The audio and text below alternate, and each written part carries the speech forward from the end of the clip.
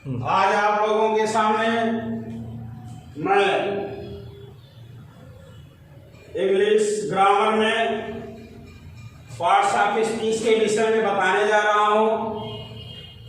उसके बारे में आप लोग थोड़ा थोड़ा करके बड़े सावधानी से अध्ययन करें, जिससे कि जो चीज आप लोगों को मैं बता रहा हूँ बिना इसकी जानकारी के जब आप ट्रांसलेशन बनाते हैं, हिंदी से अंग्रेजी में उसे कन्वर्ट करते हैं, वहां पर हमें क्रम में कहाँ पे नाउन रखना है, कहाँ पे प्रोनाउन रखना है, कहाँ पे विशेषण का प्रयोग करना है, बिना पार्ट्स ऑफ स्पीच की जानकारी के हमारा अंग्रेजी का व्याकरण अधूरा है। इसलिए सबसे पहले हमको पार्ट्स ऑफ स्पीच की जानकारी अति आवश्यक है। यदि किसी भी विद्यार्थी को 8 पार्ट्स ऑफ स्पीच की जानकारी है, 12 टेंस की जानकारी है, तो उसके लिए अंग्रेजी बहुत सरल हो जाता है। फिर आगे की पढ़ाई बहुत ही इजी हो जाती है। इसलिए आप सभी को बेसिक चीजों पर विशेष ध्यान देना चाहिए। तो पार्ट्स ऑफ स्पीच क्या होता है, जैसा कि आप सभी लोग जानते हैं, लेटर्स जो होते हैं, अक्षर 2 या 3 अक्षरों को मिला करके एक शब्द बनता है, और 2 या 3 शब्दों को मिला करके एक सेंटेंस बनता है, एक वाक्य बनता है।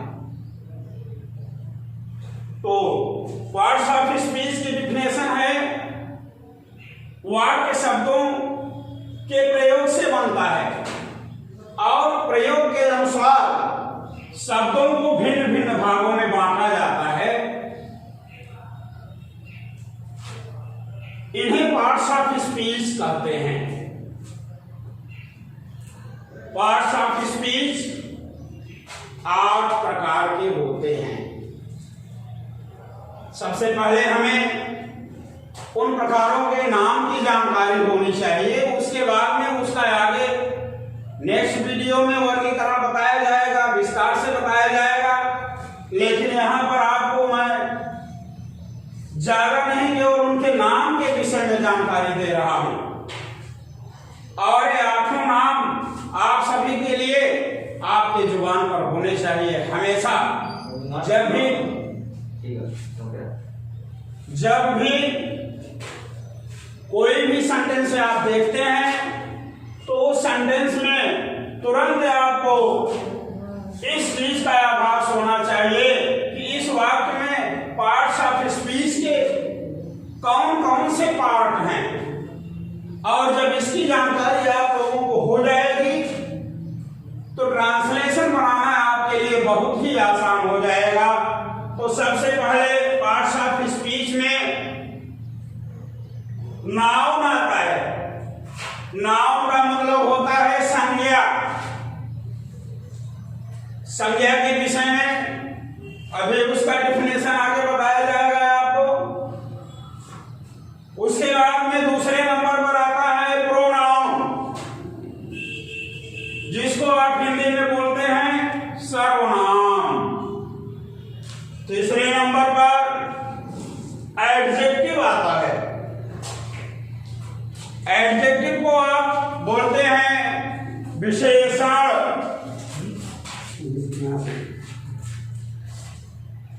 चौथे नंबर पर आपका वर्ब आता है, जिसे आप हिंदी में क्रिया कहते हैं। अब इनका जब हम आगे आपको विस्तार बताएंगे तो इनके विषय में डिफिनेशन बताएंगे, एग्जाम्पल बताएंगे। लेकिन इस समय में आपको केवल सभी पार्ट्स ऑफ स्पीच के नाम बताए जा रहे हैं, जिनको आप ध्यान से सुनिए, नोट कीजिए और उसको जो है अपने दिमाग में हमेशा के लिए रखिए। 5वें नंबर पर आता है एडवर्ब, जिसे हम क्रिया विशेषण के नाम से जानते हैं।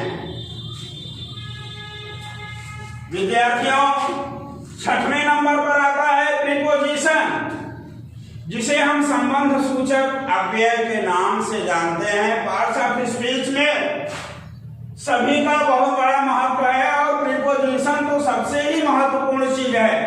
ये अक्सर इसका प्रयोग आपको हर कंपटीशन में प्रश्न प्रीपोजिशन से आपको जरूर से जरूर आता है।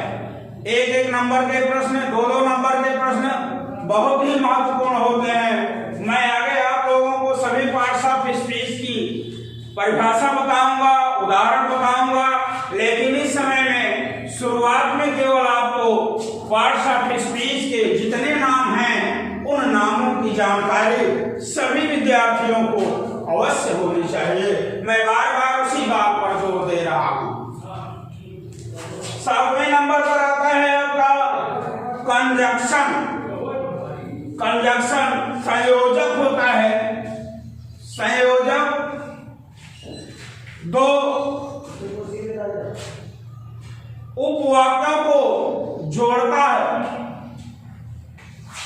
8वें नंबर पर आता है आपका इंटरजेक्शन, जिसको विस्मय सूचक अव्यय कहा जाता है। तो इस तरह से पार्ट्स ऑफ स्पीच के आठों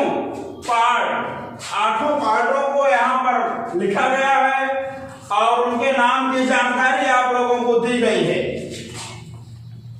हम विश्वास करते हैं कि हमारे जितने भी स्टूडेंट्स हैं ये आठों पार्ट्स ऑफ स्पीच की जानकारी रखेंगे तो अंग्रेजी का व्याकरण जो होता है, जो ट्रांसलेशन बताया जाता है, हमारे विद्यार्थी उसमें कभी डिफीट नहीं होंगे। उनके सीक्वेंस में, उनके क्रम में किसको कहां पर रखना है, इस बारे में उन्हें कोई दिक्कत नहीं आएगी। अब विद्यार्थियों, हम आगे चलते हैं। अब पार्ट्स ऑफ स्पीच में सबसे पहले हम संज्ञा के बारे में आपको जानकारी देंगे। पहले नंबर पर जो नाउन है, नाउन क्या होता है, इसके विषय में आपको जानकारी देना चाहते हैं। और यदि एक एक करके हम थोड़ी थोड़ी जानकारी सभी के विषय में रखेंगे तो हमारा सिलेबस हमारे लिए बहुत ही इजी बन जाएगा। तो आप लोग संज्ञा के बारे में जानकारी के लिए रेडी हैं? ठीक है। नाउन क्या होता है? हमारे आसपास जो भी चीजें दिखाई देती हैं, हमारे आंखों के सामने जो भी चीजें दिखाई देती हैं, उन सभी चीजों का कुछ न कुछ नाम होता है। कोई भी वस्तु है हमारे सामने, उसका कोई न कोई नाम अवश्य होता है और प्रत्येक नाम वाली चीजें जो भी होती हैं, ये सभी चीजें नाम होती है। उन सभी को ही संज्ञा कहा जाता है। इंग्लिश में इसकी डिफिनेशन है every name word is called noun. English में यहाँ पे डिफिनेशन ऑफ नाउन की परिभाषा आपको दी गई है, शॉर्ट में दी गई है। संज्ञा की परिभाषाएं तो बहुत हैं। Noun is the name of a person, place और थिंग, क्वालिटी, एक्शन, etc। लेकिन संक्षेप में आपको सरल से सरल तरीका बताया जा रहा है कि आपके आसपास जहां भी आपकी नजरें जाती हैं, जिस चीज को आप देखते हैं, वे सभी चीजें, उन सभी चीजों को नाउन कहा जाता है, संज्ञा कहा जाता है। और संज्ञा की परिभाषा सिर्फ इतना ही है। और संज्ञा का जब हम वर्गीकरण करेंगे, क्योंकि सबसे पहले पार्ट्स ऑफ स्पीच में आपको नाउन के विषय में बताया जा रहा है, तो नाउन के विषय में अभी आपको वर्गीकरण नहीं बताया जा रहा है, केवल उसकी डिफिनेशन बताई जा रही है, क्या परिभाषा होती है। Every naming word is called noun. जैसे राम हुआ, राम किसी व्यक्ति का नाम हो गया, नाम से उसे पुकारा जाता है, वो संज्ञा हो गया। बुक, पुस्तक, ये भी नाम है, ये भी संज्ञा है। कानपुर एक प्लेस है, आपका स्थान है, ये भी आपका संज्ञा है। तो जितनी भी चीजें, नाम की जितनी भी चीजें होती हैं जो हमारे आसपास चारों तरफ दिखाई देती हैं, उन सभी चीजों को हम संज्ञा के नाम से जानते हैं। तो सभी विद्यार्थी, चाहे प्राथमिक वर्ग के विद्यार्थी हों चाहे जूनियर वर्ग के विद्यार्थी हों, सबसे पहले पार्ट्स ऑफ स्पीच में संज्ञा के बारे में जानकारी रखना अति आवश्यक है, क्योंकि हम लोग आगे की पढ़ाई पढ़ लेते हैं, ट्रांसलेशन बना लेते हैं और चीजों की जानकारी हमें रहती है, लेकिन सीरियल से पार्ट्स ऑफ स्पीच होता क्या है, इसकी जानकारी के लिए हमें शुरू से इनके आठों भागों को जानना अति आवश्यक होता है। तो यहाँ पर आपको दिया गया है, every naming word is called noun और a noun is the name of a person, place or thing। संज्ञा किसी व्यक्ति का नाम हो सकता है, किसी वस्तु का नाम हो सकता है और किसी स्थान का नाम हो सकता है।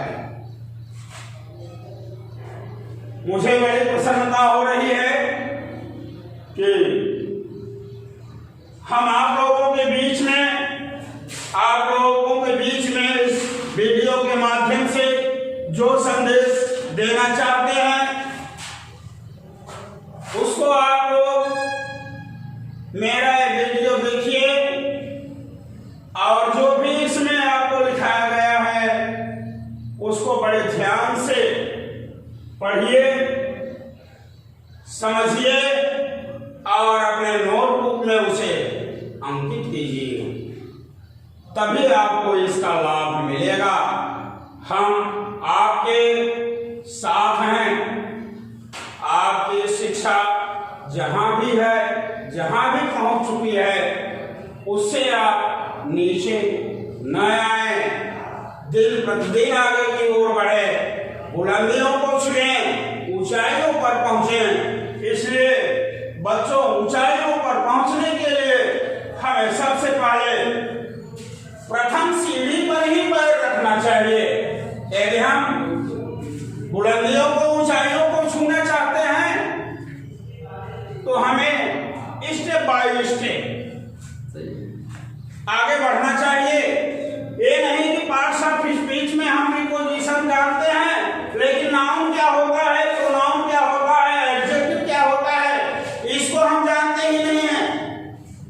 आप जानिए, सबको जानिए, नाउन जानिए, प्रोनाउन जानिए, एडजेक्टिव जानिए, वर्ब जानिए, एडवर्ब जानिए, प्रीपोजिशन जानिए, कंजंक्शन जानिए, इंटरजेक्शन जानिए। इनको जानने के बाद में अंग्रेजी का बहुत बड़ा कोर्स है बच्चों, लेकिन हम सफलता तभी प्राप्त कर सकते हैं जब हम थोड़ा थोड़ा करके उसका स्टोर करेंगे, कलेक्ट करेंगे, संग्रह करेंगे, तब हमें आगे बढ़ने में कोई हिचकिचाहट नहीं होगी, ये मेरा विश्वास है। तो आज आप सभी के लिए पार्ट्स ऑफ स्पीच के बारे में 8वां पार्ट का नाम बताया गया, उनका प्रोनाउंसिएशन क्या होता है, उच्चारण क्या होता है, मीनिंग क्या, उनका अर्थ क्या होता है, ये सारी चीजें आपको ब्लैक बोर्ड पर लिखा गया है और इसको आप लोग बड़े ध्यान से पढ़िए, क्योंकि आपको अंग्रेजी में सबसे पहले मैं बार बार आप पर यही आपके लिए आपसे रिक्वेस्ट चाहता हूँ कि पार्ट्स ऑफ स्पीच के लिए आप जो है बिल्कुल रेडी रहिए। जब तक आप पार्ट्स ऑफ स्पीच नहीं समझेंगे आगे आपको हम कुछ भी नहीं बताएंगे। अब आगे